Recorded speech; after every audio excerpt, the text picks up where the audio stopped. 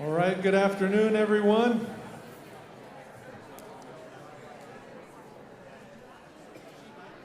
Good afternoon, welcome to Convocation 2024.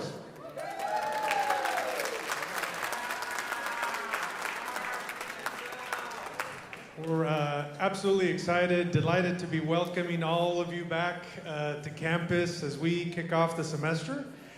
For some of you who don't know me, my name is Dr. Art Pimentel. I'm the proud president of Folsom Lake College. Absolutely, thank you. Before we kick it off to our trustee that's going to do the official Board of Trustees welcome, I do want to read our land acknowledgement statement. We respectfully acknowledge the land currently occupied by Folsom Lake College as the traditional home of the sovereign Nishinan, Maidu, and Miwok peoples, who have a unique and enduring relationship stewarding this land since time immemorial. Despite colonization, occupation, and genocide, the Nishinan, Maidu, and Miwok people continue and thrive in their resilience and self-determination. We celebrate and recognize our Nishinan, Maidu, and Miwok tribal neighbors and honor their sustained existence. Now, it's my pleasure to welcome Trustee Tammy Nelson. That's going to do a welcome on behalf of the Los Rios Board of Trustees. This one. Hi, thank you. So on behalf of the Board of Trustees, I want to take a moment to introduce President Haynes, who is also here. I am really, thank you, yes. And I'm really excited to be here with you today. I know what it's like, the beginning of a new semester. You have the energy, you're getting things ready. I'm a high school teacher, so I started 2 weeks ago. I know exactly what that's like, and you have the anticipation, wondering who you're going to get in your class and how you're going to make things amazing for the students. So I appreciate everything that you're doing. So today we're going to hear about what we're working on. You're going to hear more about how access has rebounded to pre-pandemic levels. There's growing evidence that everything that we're doing, our faculty, staff, administrators, as far as improving outcomes for colleges, and everything is really paying off. So you're going to hear more about that. However, there's still a lot of work to be done, right? We know this. And the work to change the lives of students will never end, right? No matter what we do, it's never going to end. Our colleges are a critical lifeline for our students and our communities, you know this.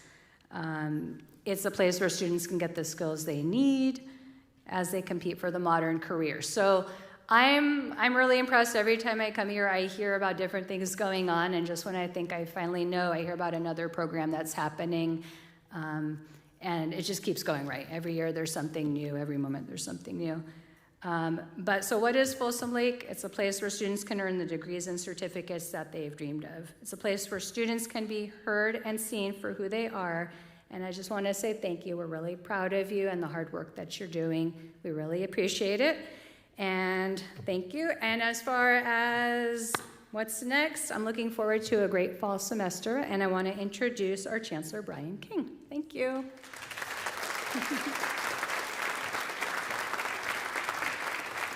Well, good afternoon, Folsom Lake College. It's great to be with you. How's the excitement level in the room today? All right. So I wonder how many of you are at your first convocation. Will you stand up if this is your first time to be involved in convocation? Look at all the new...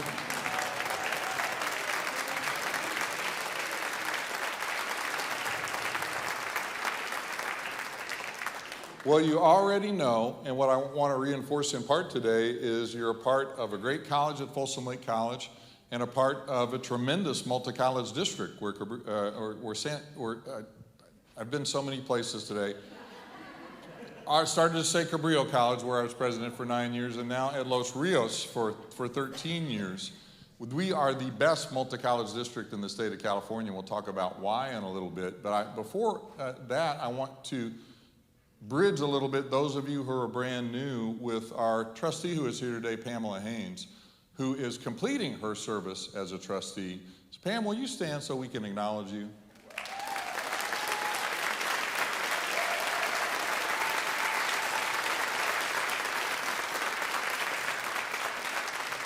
So for those of you who are new, one of the great things about Los Rios has been the continuity of leadership, and Pam is really the embodiment of that she's fought hard for student equity for many years, and I've had the privilege of knowing Pam most of the 20 years that I've been in California, and she's just a tremendous leader, and her service will conclude on our Board of Trustees. She will continue to serve on the statewide Board of Governors, where she was the first person of African descent to serve as president of the Board of Governors, which is awesome, Pam.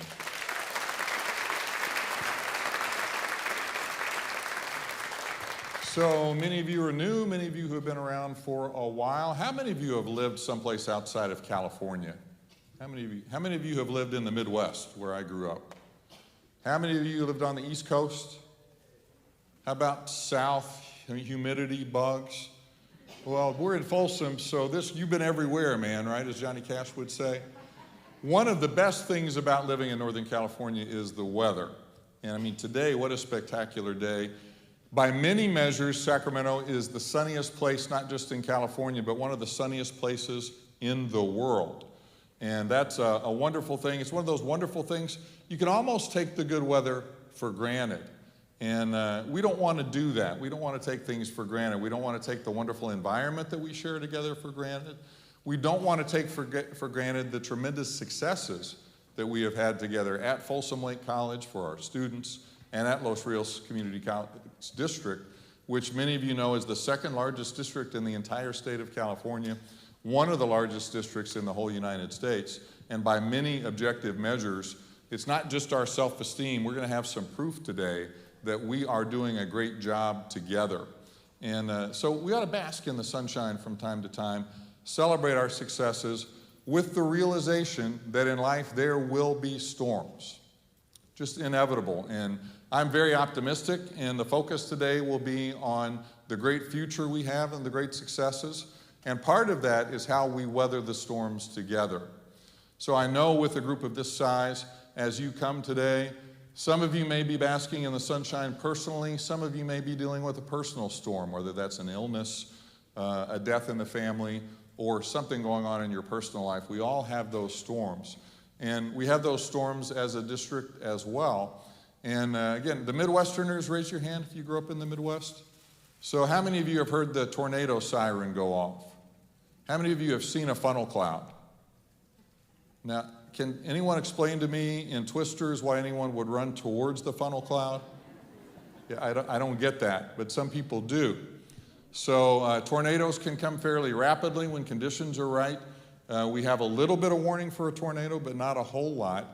And I started school actually in Louisiana and experienced hurricanes as a small child, and actually had the roof blow off of our house at one time in a hurricane. So had hurricanes in preschool, tornadoes growing up in the Midwest, and then I had a chance in 2004 to move to Northern California, where there are no hurricanes, there are no tornadoes, nothing to worry about in Santa Cruz, right?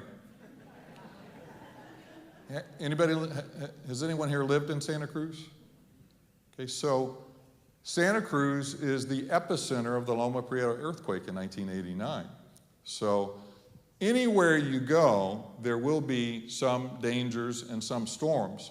We're not going to be able to live a life only in the sunshine, so the important thing is how do we react together when there are storms? And I think the good news for Folsom Lake College and the Los Rios Community College District is we've encountered really a cascade of storms in recent years, and we're coming through the other side in a really great place. So the storms have taken a lot of different shapes. The state budget in California is a continual roller coaster, and we'll talk about that in a moment, how we've prepared for that. And then on March 13th of 2020, when the pandemic changed all of our lives in a period of hours and days. And I'm just so proud of the group here at Folsom Lake College and at all four of our colleges for the incredible way that you have responded to the storms in recent years, and puts us in such a great position moving forward. And I want to talk about 3 areas of focus in the coming years. And I think this room is divided by 3 sides. So on my left, will everybody in this section stand up for access? Okay. Now, is access the most important thing? Access is important. Some people are saying yes, okay. In the middle, will everyone stand up in the middle? You're going to be resources. Ensuring we have the resources is really important. And then on this side, student success. I'm going to give you a chance to cheer for what you are representing here. So let's start with access. Let's hear it for access. Okay, let's hear it for resources. That's pretty good. In fairness, you have a lot more people. Student success. Which of the three is most important? All three are important and interrelated, so you can take your seats. And we'll talk first of all about access. And wait just a second. You already heard from Trustee Nelson the good news. I don't know if there's an understanding how good the news is on the work we've done together to restore access. Can I have a drum roll? Let's take a look at what the numbers are in restoring access. Look at that. So you have where we were before the pandemic, and then the tough times during the pandemic when our students faced all sorts of challenges and our enrollment dropped precipitously. And now this is the fall 24, our prediction based on where we are today, a fairly conservative projection. But that is astounding what all of you have done working on behalf of our students.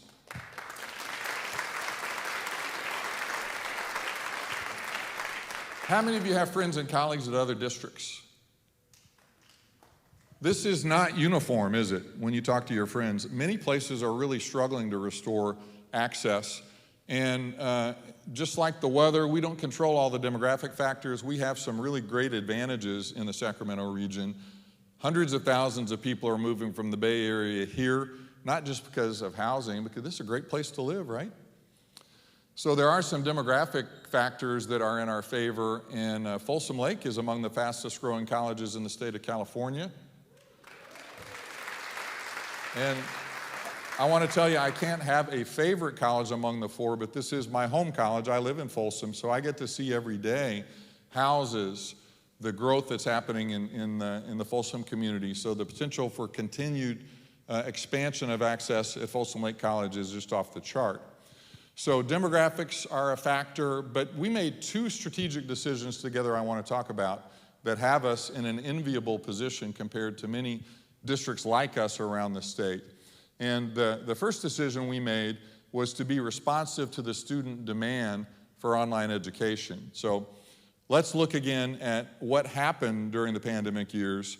So if you can't, it's not important to see the numbers, you can just see the trends. The dark blue is online. So in 2019, we were overwhelmingly on ground. Maybe a little surprising how many online classes we had even in 2019. Then you look at 20 and 21, complete reversal. At one point, the only classes we were offering on ground were classes that had labs and absolutely had to be offered on ground. And we're still learning more disciplines that can be offered remotely that maybe we didn't think could be. And then the peak of online and the lowest point on ground, 21. Then in 22, we've restored some on ground enrollment. And then last year's numbers for fall of 23, still not 50-50, still a majority of our instruction online. Anybody want to predict what the future is going to be? I mean, good luck, right, in trying to predict the future. It does seem unlikely that we're going to go back to the world of 2019. Everybody agree with that?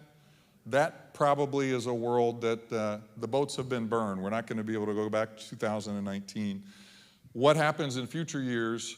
One reason that we've been so successful as a district is because we've been responsive to what the student demand was for modality. And our faculty and our teams doing scheduling have been very flexible, where there were times where we thought there would be a greater demand for on-ground, and when online classes filled up first, we expanded the online offerings. So making sure we're offering quality education on-ground and online is a hallmark of our success.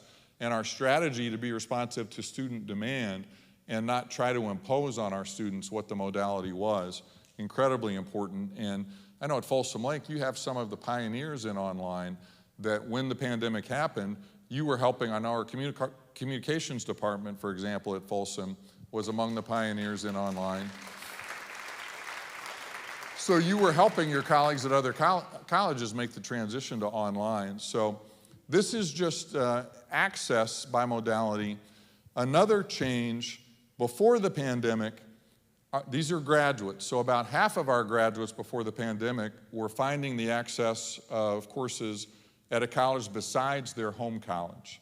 So roughly half of your degree recipients at Folsom Lake College before the pandemic were picking up a class somewhere else. Now, how did they do that before the pandemic for the most part? Yeah, I'm seeing some of this. They got in the car, maybe they took light rail, maybe somehow against all odds they were able to find an online class at another college. There were a lot of barriers to doing that.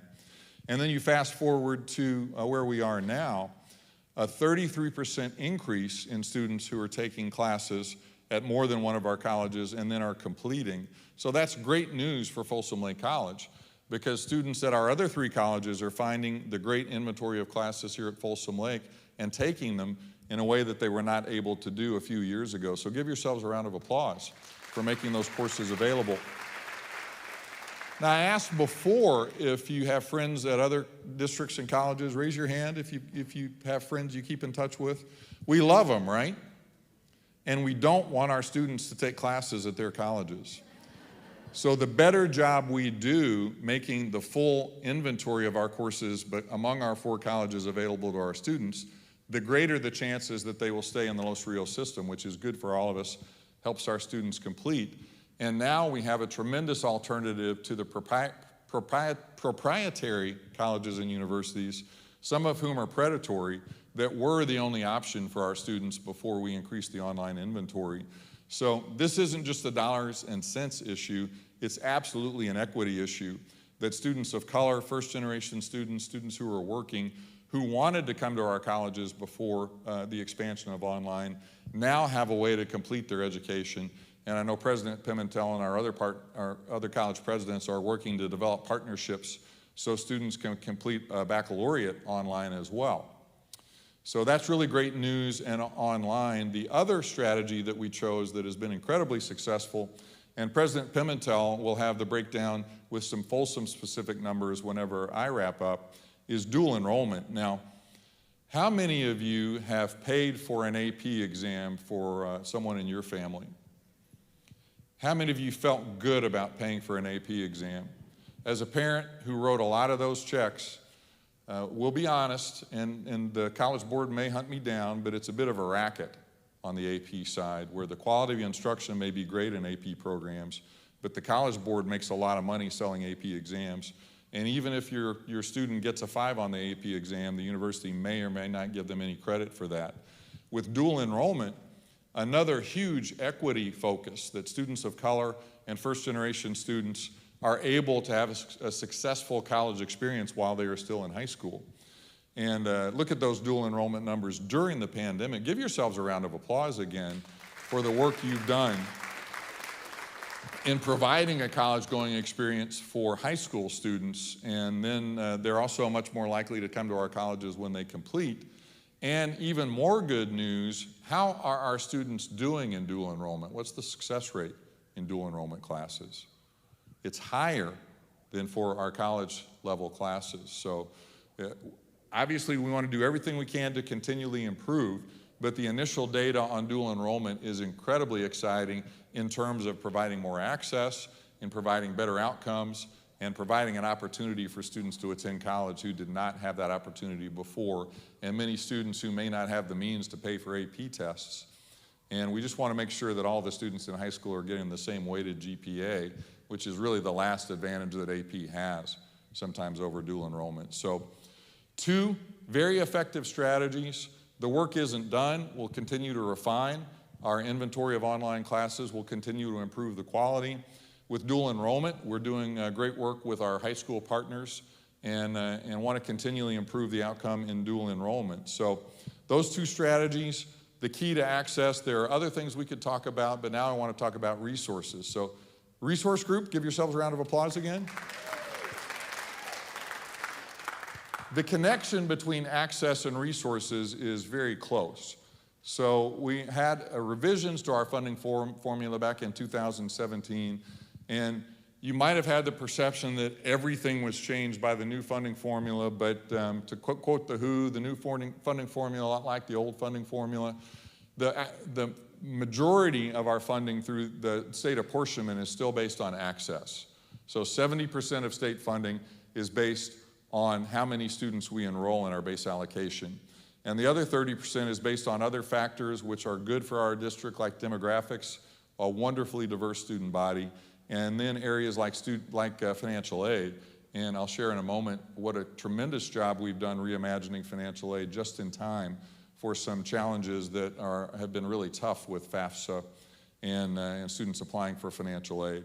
So overwhelmingly enrollment driven, and nothing is more unpredictable than the California state budget. So remember, not that long ago, we were talking about a $40 billion shortfall, and with good reason, we were planning for possible budget cuts as soon as this year. And then, I don't know, is it good when the roller coaster goes up or down with that metaphor? You know, we were going really slowly, and then we found out really good news in the budget this year. So as a result, we have been able to provide ongoing salary increases and retro payments for all of our employee groups in a time when we thought we might be cutting the budget. So we're able to do that. Feel free to applaud, yeah. Thank you. So in the short term, the budget news is good, and one reason that Los Rios navigates the ups and downs of the budget is because of our bucket system, and really decades in existence now.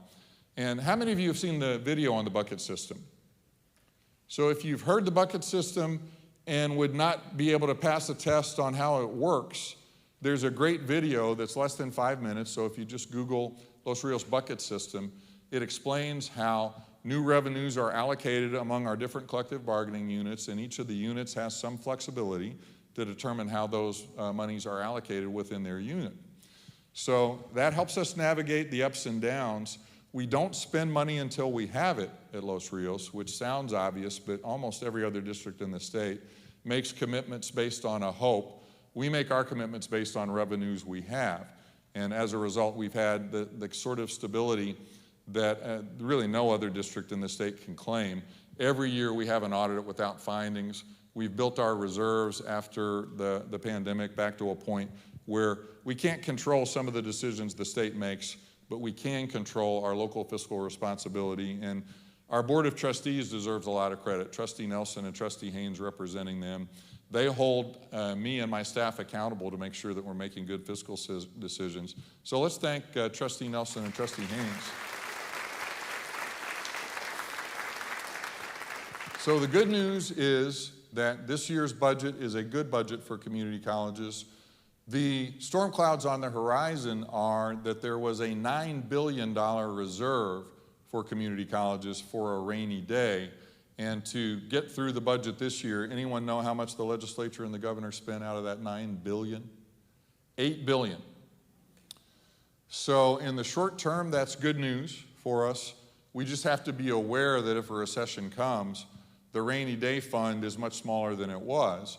And the state chose to spend $8 billion of the rainy day fund when the sun was still shining. So revenues were actually up this year from last year, but revenues were way below the expenditure level that the legislature had committed to.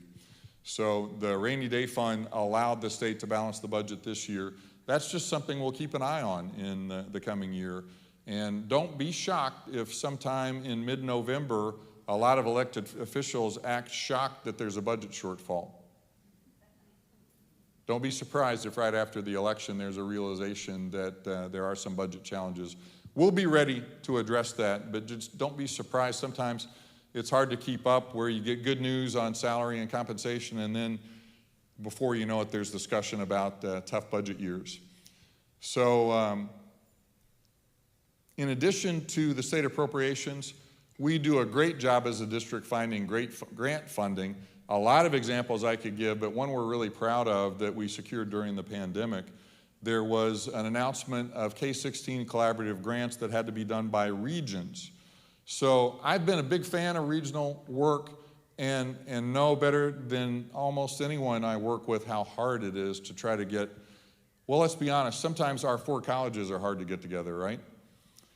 There are differences in the local needs of the 4 colleges. So when you're looking at the whole region, we have all these school districts and our higher ed partners, and we're incredibly proud that we were able to get together right away during the pandemic. Chancellor Gary May at UC Davis, then President Robert Nelson at Sacramento State, the superintendents of our large school districts, and in record time, Los Rios was selected to be the lead organization for an $18 million grant application, which we received. So, very unusual among these grants for the community college to be the leading entity when you have to have CSU and UC involved, but I think it just reflects so well on Los Rios and the leadership at our colleges that UC and CSU thought it was appropriate that we lead this effort, and a lot of important work with our K-12 partners going on in the K-16 collaborative grant, including work on dual enrollment. So also at the federal level, I spend time every spring in Washington, D.C. working on earmark funds, the congressionally directed funds. So we've been successful in getting earmarks for a lot of our great programs at the federal level. So if you think about what whoever has my job does, keep in mind that a lot of what he or she does is ask people for money at the state level, at the grant level, and then we'll talk a little bit about philanthropy as well. Really huge success to talk about. The last 2 years, our foundation has set a record in philanthropic giving. So let's give a round of applause to everyone involved. How many of you are involved in an organization where you've asked people for money to support that organization? Okay, do you like doing that? I've found that it is one of the most rewarding things I do, and I'll tell you why. That when I was president of Cabrillo College, we had a tremendous event where we had all of our donors come together. So there were many people who had donated millions of dollars over the life of the college, and they shared what that meant to them. And without exception, those major donors would talk about, other than one of their most joyful life events, whether it was the birth of a child, their marriage, something like that, the most impactful thing that they ever did was give money to benefit students. So when you are involved with a great organization like Los Rios, I love asking people to donate to our colleges because I'm giving them an opportunity to do something that is going to be very meaningful for them. That makes sense? That's a good segue in what I'm going to ask you. So our foundation has a lot of great programs, but one of my absolute favorite programs is our Student Emergency Fund. So I'm going to give you an opportunity to do 2 things at once. 1 is make a donation that you'll feel really good about. 2 is to take money out of my pocket, because I will match the donations that are made today up to $5,000, and I hope you are so generous that we have to go back and I have to get the pencil out and see if I can match even more than that. But feel free to take out your camera, take a picture of the QR code, or just Google the Student Emergency Fund of Los Rios Community Colleges. And understand completely, not everyone is in a position to make a donation, but this is an area where it doesn't have to be a large donation to really have an impact, that a student may just need money for food to make it through the semester. So the Student Emergency Fund is a wonderful way to help our students. So resources come from the state, they come from grants, they come from philanthropic organizations, and all of it is focused around making sure that our students succeed and accomplish the goals that they set out. And as I noted before, one of the great things about our region is how diverse the Sacramento region is, that we serve students from all sorts of different backgrounds. And we are, by many measures, we're not just the sunniest city, we're the most diverse city in the United States. And let's talk about Folsom for a second. All of you understand the demographics of Folsom Lake College. Are you a little bit bemused when people still think that Folsom is a non-diverse college? Because there is no majority population among our students. Folsom Lake is an incredibly diverse community college, as are all of the 4 colleges in our district. So earlier I mentioned financial aid and some of the challenges. So you don't need to read all the numbers except to know that the top number was applications for federal financial aid last year The lower bar is how many fewer successful applications there have been because of the rollout of a new federal financial aid application process. So statewide, 46% fewer applicants. And that is just a heartbreaking tragedy, most places, but not at Los Rios. Because as a result of a lot of great leadership, our applications for financial aid are not down 46%, they are up year to year. Isn't that phenomenal? So many of the hard changes we made to reimagine financial aid have served us very well in meeting the needs of our students. So that has so many benefits. First and foremost, students who have financial need have the resources to complete. And back to the funding formula, the fact that we are awarding more financial aid benefits us in terms of resources in our statewide funding formula. So just an incredible accomplishment that reflects the hard work and commitment of so many people in our district. Persistence rate. Again, we had a dip during the pandemic, but look at what has happened district-wide. 68% of our students who started in the fall continued into the spring in 2023. That's an incredible number. So the work that you're doing is having a direct impact on the success of our students. And the last number is one that we should just be, it's hard to describe how pleased we should be for the progress we've made, with the understanding there's absolutely more work to do. But if you go back to 2013, about a fourth of our students were completing transfer level math, and about 11% of our students within a certain period were completing transfer level math.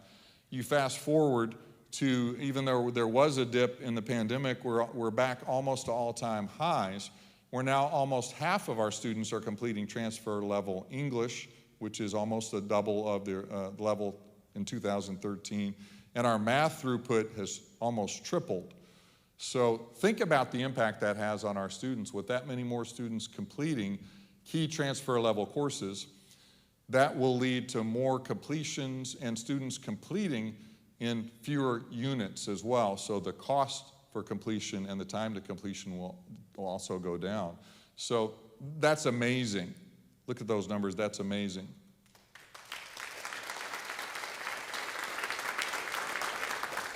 It also should prompt us to have courageous conversations about the students who are still not completing those courses who want to do so, and what resources we need, linking the two themes together, to make sure that access is just the beginning. We want to make sure that students are also completing their goals as well.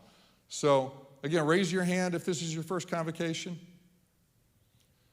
You should feel really good about where we are at Folsom Lake College and where we are as a district as we start the 24-25 academic year.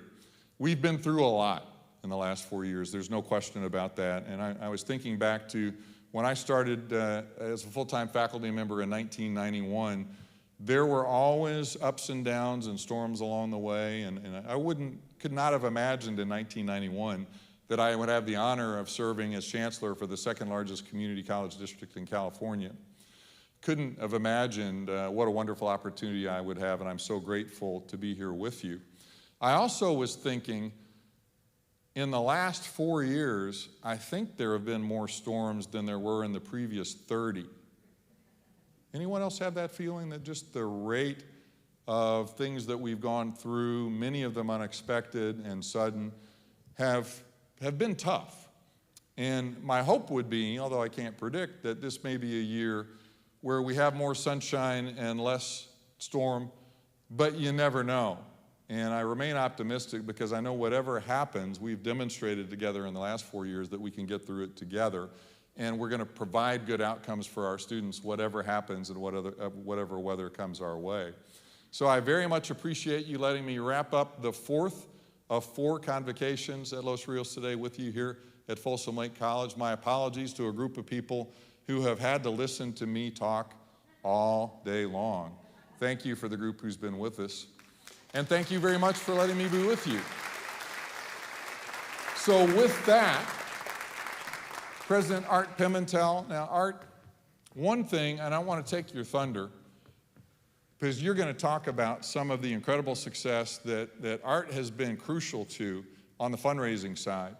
So the largest single contribution in the history of the Los Rios Community College District is going to come to Folsom Lake College. And it's going to get even bigger as time goes by. And I just want to share with you, what's the line from Hamilton? Everyone wants to be where? In the room where it happens. So Art and I were in the room where it happened in Washington, D.C., as part of the annual Cap to Cap trip, where the donor that he's going to talk about brought us together to talk about workforce. And by the time lunch was over, we had a commitment. And we wanted to nail down the commitment, so we invited the donor to a meeting with Congresswoman Matsui so that they could share publicly they had made that donation. So we had it nailed down the next day, and with Art's work, the amount of that donation has grown. So you are incredibly lucky, as you know, to have just one of the outstanding young community college presidents in the state of California. So I will now turn it over to Art. Thanks, Art.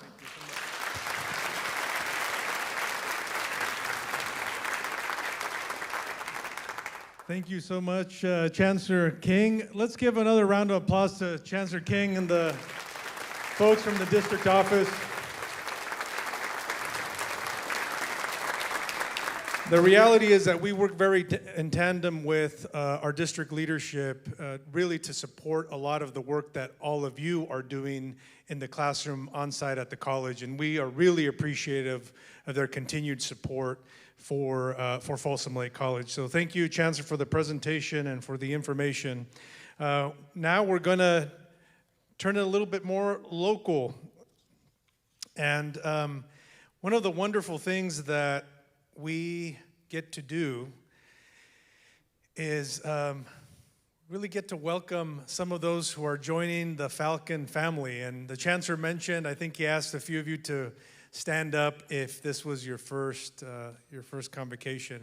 And so today we really want to acknowledge those who are joining us, who are brand new to the Falcon family, who have earned a promotion, or who maybe were interim before and now are permanent in their role. And to help me do that, I've requested that our three vice presidents help us with the introduction of our new Falcon family members. And I'm going to start with our Vice President of Instruction, Monica Pachtel, to introduce our new faculty.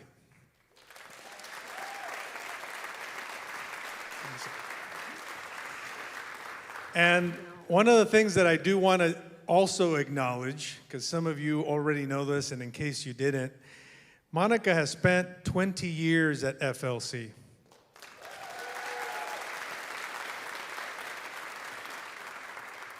Ten years as our Vice President of Instruction, and this is her last convocation.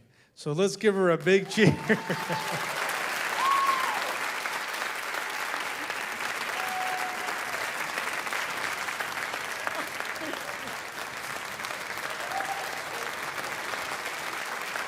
You're going to make me cry. Stop it.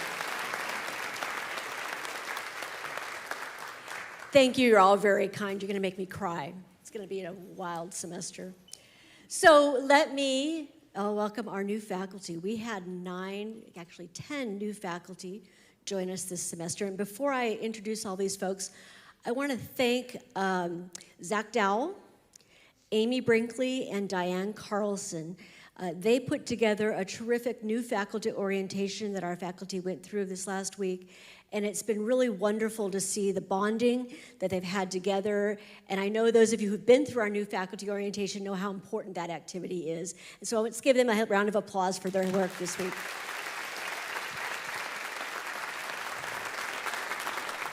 So as I call your name, each faculty member, would you please stand and stay standing, because we want to give you a big round of applause at the very end. Our first new faculty member is Evelyn Atiabet, in Certified Nursing Assistant. Evelyn, are you here?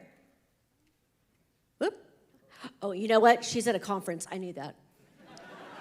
I knew that. Hugo Balsameda, Ethnic Studies. Claire Kessler, Viticulture and Enology. Keely Morris, Early Childhood Education. Liliana Morris, Physics and Astronomy. Abida Barakam, Computer Information Systems Science. Lori Pittman, our college nurse.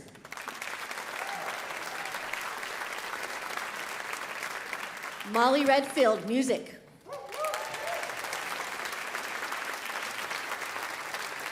Sandy Runner, business. And last but not least, Andres Tapia, history. So again, make sure you seek out these folks, welcome them. They're going to be a great part of our Falcon family. Thank you. Oh, I'm going to hand it over to Yolanda, because she's going to introduce our new classified staff.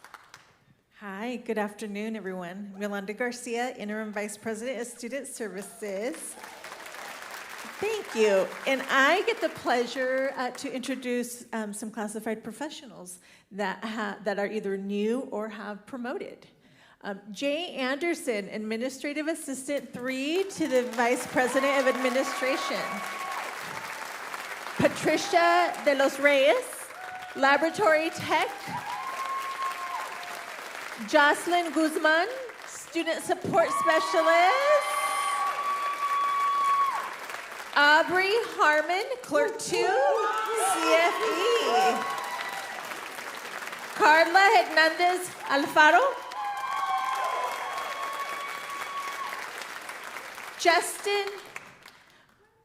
Justin Cohn, Laboratory Technician Science. Gina Misrahi, Clerk 3, Campus Operations. Brenda Osorio Vallejo, Student Support Specialist. Kim Reed, Student Support Specialist. Gabriela Rodriguez Ramirez, Laboratory Tech Science. Cha Vane, Custodian. Anthony Vega, Financial Aid Officer. Jessica Veers, Administrative Assistant 1 to Career Education. Danielle Watson, Administrative Assistant in Student Services. Hello Whitaker, Assistant Financial Aid Officer. Okay, then now I'm going to introduce Dan.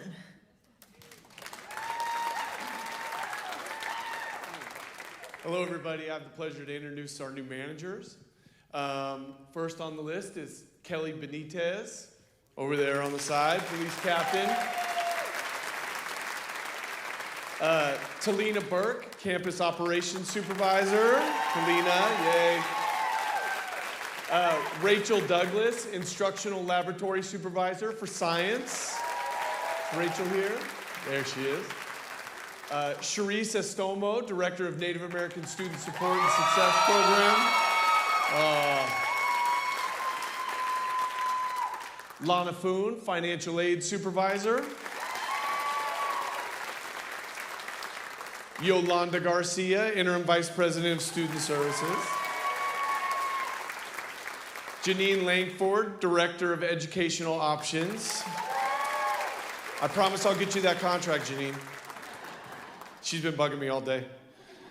Acelia Mello, dean of student success. And Natalie Studzinski, mental health clinician supervisor.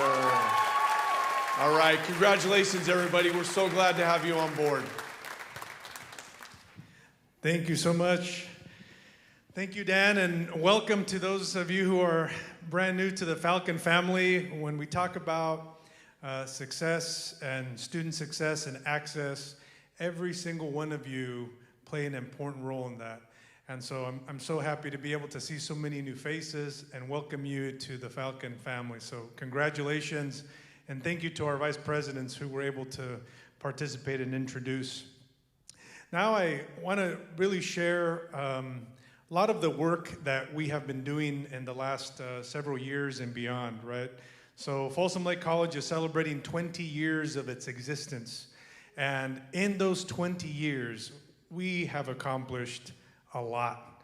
And we continue to work toward our goals of making sure that we are an open, full open access institution that focuses on every single one of our students, and that every single one of our students is successful when they come here. And so I'm going to share a lot of new initiatives that many of you have embarked on and many of you have been involved in that have made it so successful. And this year, it's just my pleasure to be here because I know there's been a lot of work that's happened even since I got here that has made these first 20 years, a huge success. And so we celebrate 20 years. We started with a celebration earlier in January. And next month, we're actually going to be hosting a huge celebration here in stage 1 of the Harris Center with a sold-out show by having Jay Leno perform. And we're raising well over $100,000 in contributions. The Chancellor mentioned this. We have well over $100,000 in sponsorships for that event that's going to go directly to support our viticulture program. And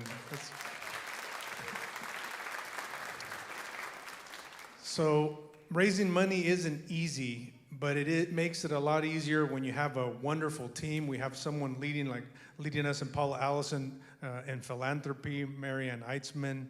And it's easy when we have such a wonderful college and a great team, and people believe in the work that we do, and we show it every single day by having the very best graduate from our institution. The other celebration that we will have in October is the El Dorado Center turns 30, and so we are also going to have a celebration.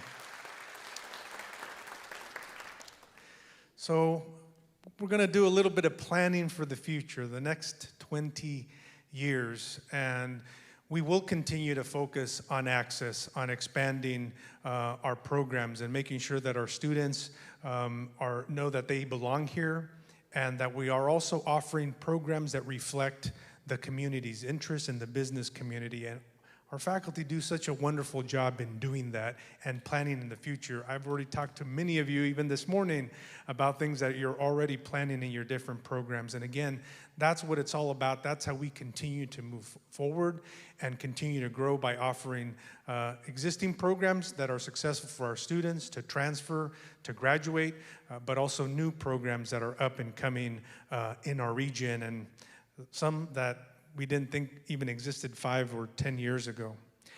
So first area is expanding access for all students. We are at 11,034 students as of today. Again, incredible, right? We just finished celebrating us reaching a huge milestone of 10,000 students at Folsom Lake College. Now we're at 11,000. I think it was Monica said that when she started, we were at 3,300. Paula Cardwell mentioned that when she started, we were at 3,700, and just we continue to grow. And we continue to grow because of the work that every single one of you continue to do and continue to focus on it. And it's not just about access, it's about retention and retaining those students that we are welcoming to our college. Dual enrollment. Chancellor mentioned dual enrollment. We have, again, when we talk about equity, when we talk about student success, when we talk about first generation, low income, students of color, this is one of those important initiatives that we know makes a difference. The sooner we start, the sooner students of color get introduced to college at their high school, the more likely they are to go to college and be successful. And so this is something that we continue to grow and we focus on. And we work closely with our partners, Folsom Cordova Unified School District and El Dorado County Office of Education. And look at the numbers that continue to grow. And I think Christine Werzer has even more specific numbers just about this year. And this year, we have 1,000 dual enrollment or advanced education students enrolled at Folsom Lake College. That's about 10% of our student population. That's significant.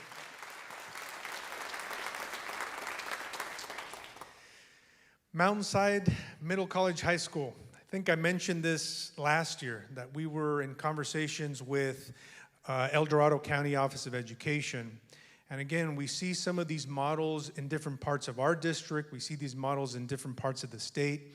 But we have a wonderful partnership that we developed with El Dorado County, where we developed this concept for El Dorado Center to house a middle college high school at our center.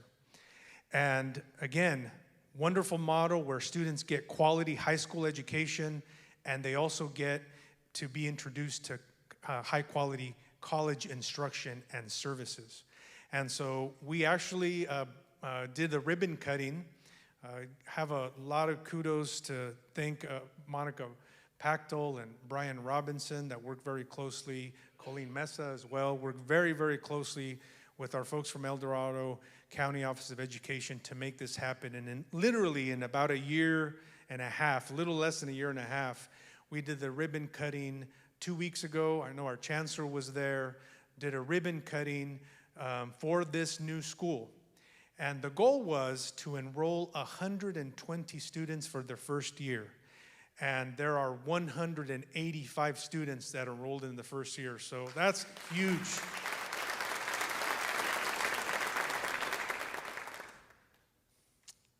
OER, Open Education Resources, and ZTC.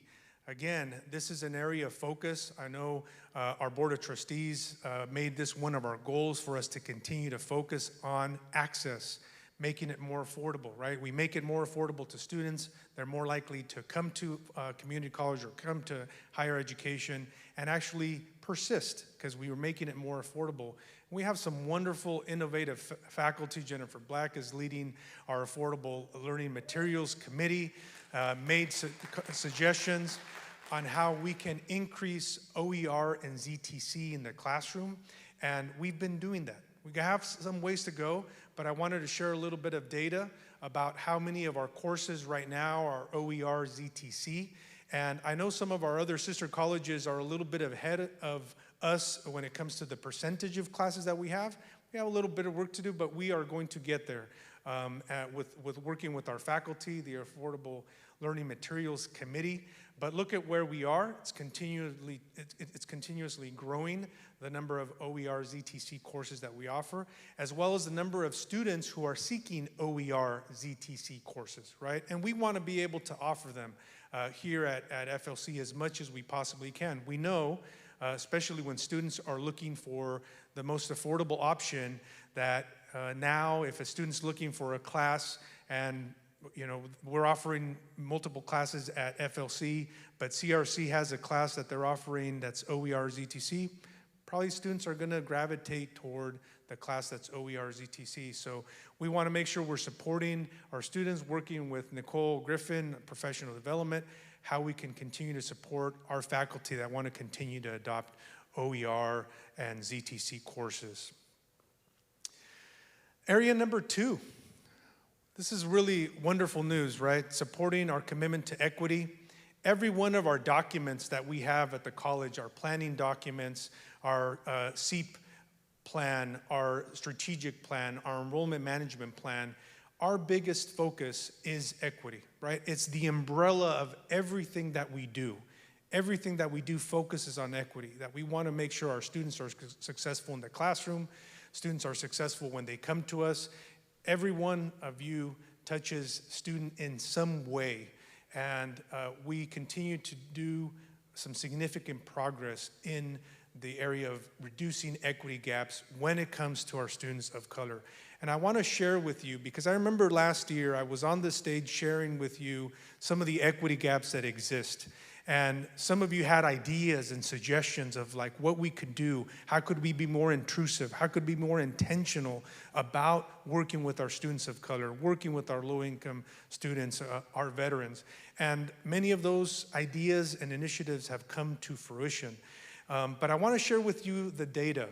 Our African American students, we are improving that gap. Last year, our gap was at 13.6. when it comes to the success and the overall retention, student success rate of our African American students. Today, we're at minus 11.6 but we've improved just 2% since last year. That's a significant improvement. And we are going to continue to do better year after year. I know we are. Look at our Latino-Latina student as well, the overall success rates.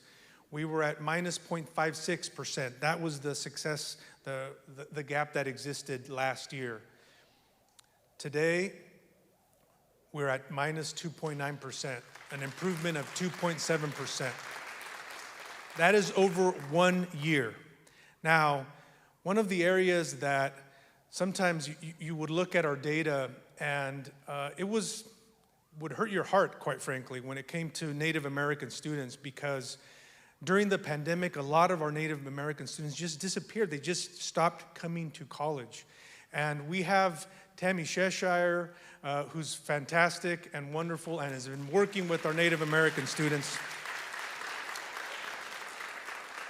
But we were at negative 0.81% success rate with our Native American students.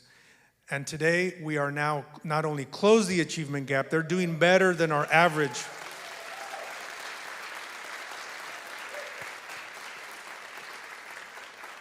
Again, all of that work, all of that being intentional, all of that welcoming students, all of the visibility from faculty and staff and going out to the communities, it helps and it makes a huge difference. And we've been focusing on developing new programs, right? We know we do a wonderful job with our learning skills, our Veteran Center, our Equity Center, our tutoring services that we offer, library, our academic counselors. Their focus continues to be strong. And on top of that, we are focusing on developing new initiatives. As a growing college, this is one of the wonderful things that we get to do is focus on applying for additional programs and grants that make sense to our students. And these are just some, right? Being a Hispanic serving institution, our NASP grant, right? Charisse was introduced as a new director. The work that Tammy has done, we're going to be bringing on a new MESA program to focus on, again, equity and gender and students of color in the STEM field. The Math Literacy Project, our math faculty embarked on this extensive math literacy project to focus on their data and look at their data and see where there's areas of improvement with Kirkwood. He came and worked with our math faculty. That's continual being intentional and being interested in what can we do to improve equity. And clearly, there's been significant progress, right?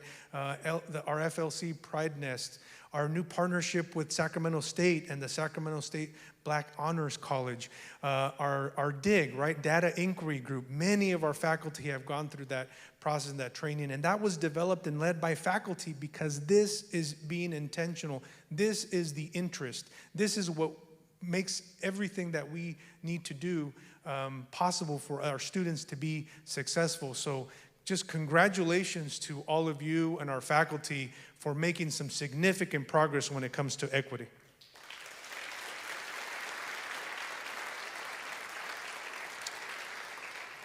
There's a couple of other initiatives that I wanted to mention. One of these is the Men of Color Summit. And again, looking at our data, this is an area where we struggle. Our men in general are struggling to come to college, and our men of color are struggling once they get here to succeed. And this is one of those partnerships that we developed with Folsom Cordova Unified, El Dorado County Office of Education. And it was April 19th. Calvin Monroe led this effort along with the Celia. Let's give them a round of applause. It was our first one. Again, focused on higher ed, access. We were expecting 50 students, and we had 120 participate. And let me tell you that everyone now in meetings that I go to, they want to support this program, and they want to make sure that the date, as soon as we have a date, that it gets on every single high school's calendar, because they want to be able to participate. And that's exactly what our ultimate goal is, right? We continue to focus on closing these achievement gaps and increasing access. I'm just going to tell you a story because sometimes we take for granted, you get in your car and you drive over to El Dorado or Placerville, or you drive to Lake Tahoe, or you drive to Sacramento. There was a couple of students that I had the opportunity to welcome to the Metacolor Summit, and some of them had never left Rancho Cordova. So just think about that for the first time, you had a group of these students that had never left their neighborhood or their city. They didn't know that Folsom even existed. They didn't even know what was this far out.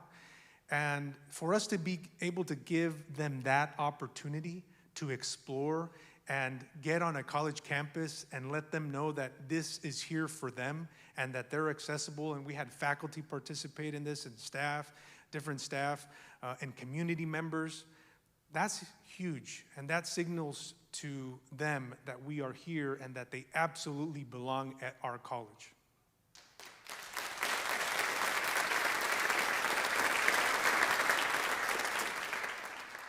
One of the areas that we'll continue to focus and work with our college community and our faculty is continuing to diversify our faculty, right? We have 9 wonderful faculty who are here. That's one of our goals. I know this is one of those areas that we continue to work in partnership with our faculty leadership to diversify faculty, also our classified professional staff and management. But this is something that we'll continue to do. We are in conversations right now, as an example, with Sacramento State, where we will work with their program. They have many master's programs. And sometimes I feel like a lot of individuals that complete their master's don't know that they could teach at a community college with that master's. And so Sacramento State, we're meeting with them in November. Leadership from our district and all 4 colleges are going to meet with leaders at Sac State to figure out how we can develop that pipeline and perhaps have some sort of program where it goes into the Los Rios faculty internship program as an example, or there's some sort of program where the last semester of a student's master's program, we could have some sort of access presentations about being a community college professor. And so that's another area for us to continue to focus on, because we all know that representation matters. And as our college continues to diversify, right? Folsom Lake College is no longer, there's this narrative about FLC, but the majority of our students are now students of color. 53% of the students we serve at FLC are students of color.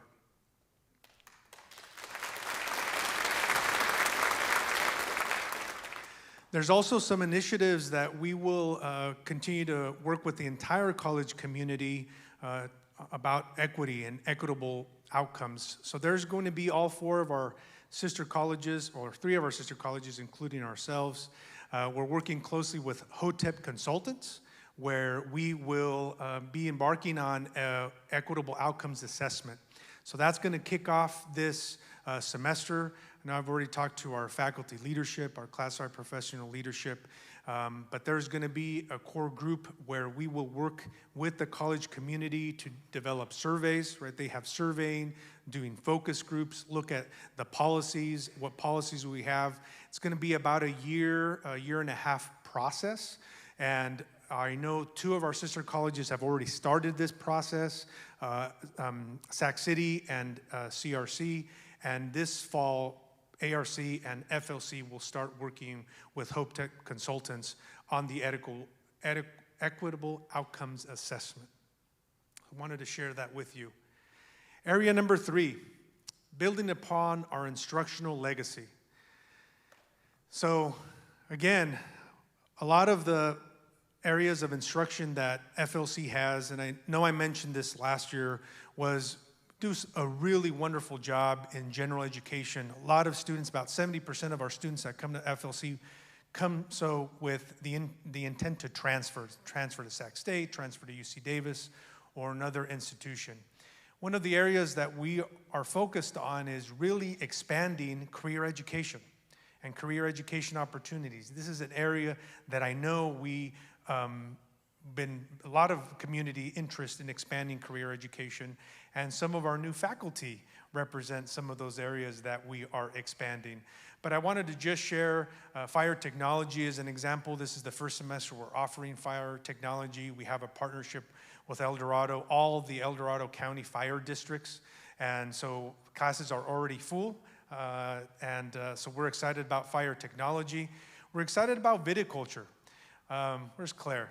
I know she was there. She is. Claire, we have a brand new full-time faculty in viticulture. So it's very clear the interest. We have a partnership with the El Dorado 8, and this is the rendition of the vineyard, training vineyard that we're going to actually build. And the plan is to do a small groundbreaking of the training vineyard and kick it off sometime next spring. And we're going to be able to do this with the possibility of people like Claire as a full-time instructor and increasing that program.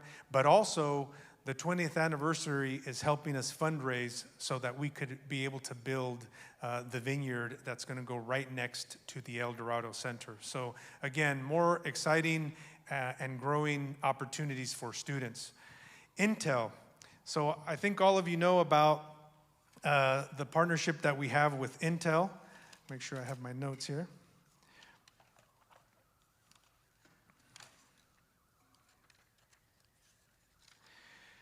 So Abida's excited about Intel and this. She's already talked to me about some of the ideas that we have, and Suha is as well. But we're one of the few community colleges that actually has an artificial intelligence certificate. And this was developed in partnership with Intel. And so the idea is that there's a lot of interest around artificial intelligence. All you guys hear about who hasn't heard about artificial intelligence? We all know it's coming, right? We all know it's here. But we want to see and look at the opportunities that exist for our students to be able to build some sort of profession, a career with artificial intelligence. And it starts with that artificial certificate, and the idea is to really expand it. I think the other opportunity that we'll need to have conversations about is, how does artificial intelligence, what impact does it have in the classroom? We already know it has some. I've talked to many of you about AI, students using AI. Some of our faculty are starting to use AI. And I think this is really going to be an important topic for conversation this next year. How do we develop guidelines in collaboration with faculty for us to be able to support whether faculty members want to use AI in the classroom as a tool, and how we use it in other areas. And so artificial intelligence is here. I recently read a book from Khan about the impacts that AI has on higher education, and I know there's a lot of those conversations that happen. So, there's going to be opportunities for students to use AI with personalized learning, potentially in areas of student services, comprehensive data analysis. We could use AI in some of those areas, and how do we integrate? How do we potentially integrate AI in different areas of instruction? So that's going to be an important conversation that we'll have college-wide, and I anticipate, of course, I know our faculty are also having some of those conversations. So those will be really important as we forge ahead. Chancellor mentioned about Sutter Health, Rancho Cordova. We're focused on El Dorado Center, really important part of Folsom Lake College. Shifting gears to Rancho Cordova, we have a really strong partnership with Sutter Health. And after a meeting that the Chancellor mentioned we had with Sutter Health, and started having conversations about their interest, again, to diversify the workforce in this region. They want to hire our students. They want to hire our students when they go through our programs. But there's also, one of the things we mentioned is that we had capacity issues, right? Not all of our facilities in Rancho, as an example, an area that they really want to focus, that's a working class community, has the ability, we don't have the spaces to scale some of these programs. Well, Sutter Health said, we'll solve it for you.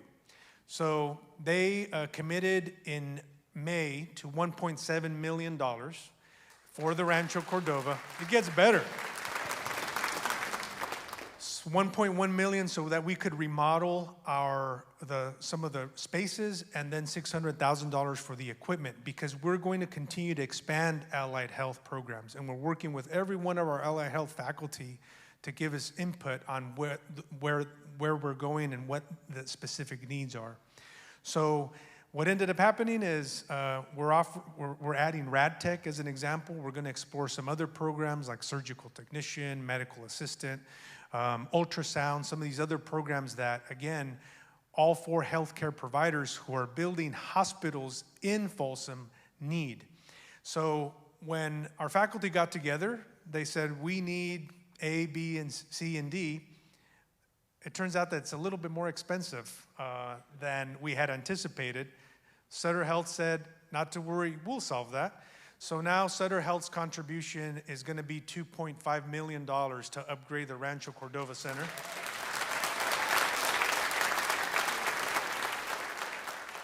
So if 1.7 million was the largest single contribution, imagine $2.5 million. So again, it says a lot about you. It says a lot about this college and how respected this college is in the community and the work that you are all doing. And then, of course, I'm not going to forget the science building, right? It's coming along. Some excitement about the science building. 75,000 square foot, $80 million facility is moving right along. It will be completed in March, and we will be offering the first science courses in the summer and fall of next year. So this is absolutely exciting. I'm telling you, when I'm at Whole Foods or Target or Costco or whatever, they always ask me, what's that big building? So I'm like, sit down. Let me explain to you what that building is. And there's opportunities for you to donate money. Non-credit. So this is another area I think that we are going to continue to explore. There's opportunities. We're one of the few districts in the state that does not offer non-credit. And as we welcome more refugees into our region, right? Sacramento is the most diverse region in the country. As we welcome more refugees, we want to serve undocumented students. Non-credit is an opportunity that we yet don't have, but we're absolutely exploring. I know our faculty is exploring the possibility of offering non-credit, and it makes sense. Again, we're not serving a community that needs to be served, that should be served when it comes to access to higher education. And so this is an area that I hope that we continue to explore, and we'll work closely with our faculty colleagues to look at non-credit in ESL, look at non-credit in career education opportunities, basic skills. This is an opportunity for us, especially in the urban area that we serve, like Rancho Cordova, where we have a very diverse immigrant community there. And finally, the last framework, the last area that I wanted to really touch on, which is creating a framework for long-term success, is I know Dr. Brasil Cruz is here, and we are going to focus on lots of college-wide initiatives, but we're going to update our strategic plan, our college's strategic plan. It's time. And so this next semester and year, we will work and we will need all of you to have input in our the college's strategic plan, so that we could set the vision and the goals for the next 5 years for our college, and of course, beyond. And then the space utilization study. So there's 2 major district-wide efforts happening. One of them I mentioned, that equitable outcomes assessment. The next one is the space utilization study, which again, this is gonna take an effort from all of us. All 4 of our colleges, our 3 other sister colleges, are going through the space utilization study. And the work that happens here this semester will ultimately inform the district's ability to update the facilities master plan. But I know there's a lot of initiatives, there's a lot of work, but this is really important work. It's gonna give us really an insight to what our needs are when it comes to space, what are some of the areas of opportunity. And so this will be a really important assessment that'll happen this semester and will be completed at the end of January. That's the projected timeline. But again, it's going to need the input and the engagement of every single one of us to be able to provide the folks that are leading the utilization study with the information and important feedback that they need. The final thing that I want to mention, because I mentioned it a little bit last year, is we're always doing innovative things at Folsom Lake College. And one of the things that we are going to explore this year, we're going to be issuing an RFP here shortly, is to explore the possibility of building a hotel and conference center at our college campus, which would be right northwest of the Harris Center. And this is really, we would essentially be the first community college, if this came to fruition, to build and have a hotel and conference center on our college campus. But we're looking at doing a feasibility study, right? We don't know if it's going to happen. We need people that are experts in this area. We're certainly not going to build it, and we're certainly not going to operate it. We are going to allow them, if this happens, to just have, it's going to be a private-public partnership where we could potentially have this happen. And it would really address and meet multiple needs, not just that Folsom in general doesn't have a lot of hotels, but it could potentially tie the hotel, if we are able to build it, is tie instructional programs to it. We could definitely offer housing, right? We often have many students that require emergency housing. We have vouchers. We're sending them to different hotels in the city and the region. We could be able to have some of those opportunities for those students that need the emergency housing. We have already a customer base, right, with the Harris Center and athletics. So we would be able to have a base for the potential of having a hotel on our site. And we also would have potentially a revenue stream to support the Harris Center.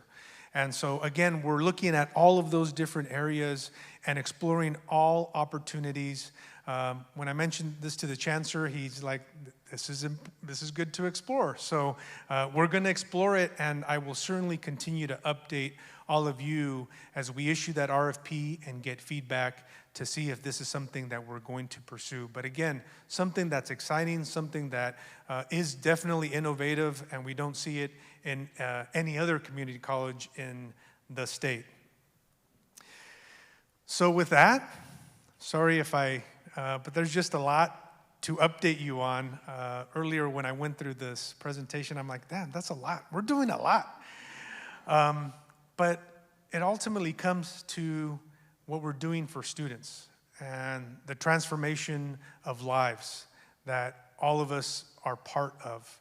And I want to give you, we should all give ourselves a pat on the back and just know that this is not easy work. It's hard work, but it's worth it. It's worth it because you get to see exactly what all of you are able to accomplish one day every year in the faces of many of our graduates and many of our students. Of course, many of our faculty see that in their classroom every single day. So I'm going to leave you with this quote. Think about your legacy because you are adding to it every single day. Thank you for all that you do. Thank you for making me just absolutely proud and to be proud of being the president of Folsom Lake College, because I tell you, every single day, I feel so lucky to be here with all of you and be able to support all of your work that you do to support our students. So have a wonderful semester.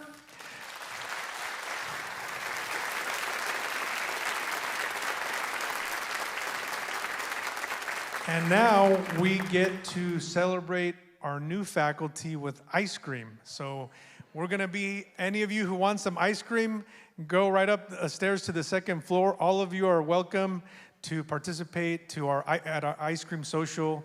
And again, have a wonderful semester. Thank you. Go Falcons.